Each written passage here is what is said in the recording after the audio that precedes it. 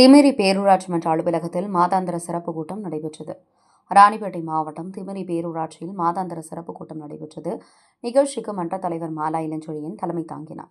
செயல் அலுவலர் சரவணன், பேரூராட்சி மன்ற துணைத் தலைவர் கௌரி தாமோதரன் ஆகியோர் முன்னிலை வகித்தனர். இளநிலை உதவியாளர் தீர்மான நகலை வாசித்தார். இதில் சிறப்பு அழைப்பாளராக ஆற்காடு எம்எல்ஏ எஸ்.எம். சுகுமார் கலந்து கொண்டார். இதில் பேரூராட்சி பகுதியில் பொதுமக்களுக்கு தடையின்றி குடிநீர் வழங்க வேண்டும், டெங்கு, மலேரியா வந்துட்டு நோய்கள் பரவாமல் இருக்க நிலவேம்பு கஷாயம் வீடு வீடாக வழங்க வேண்டும், பேரூராட்சியில் நடைபெற்று வரும் வளர்ச்சிப் பணிகளை விரைந்து முடிக்க வேண்டும் என்பன உள்ளிட்ட பல்வேறு தீர்மானங்கள் நிறைவேற்றப்பட்டது. இதில் பேரூராட்சி மன்ற உறுப்பினர்கள், பேரூராட்சி ஊழியர்கள் உட்பட பலர் உடனிருந்தனர்.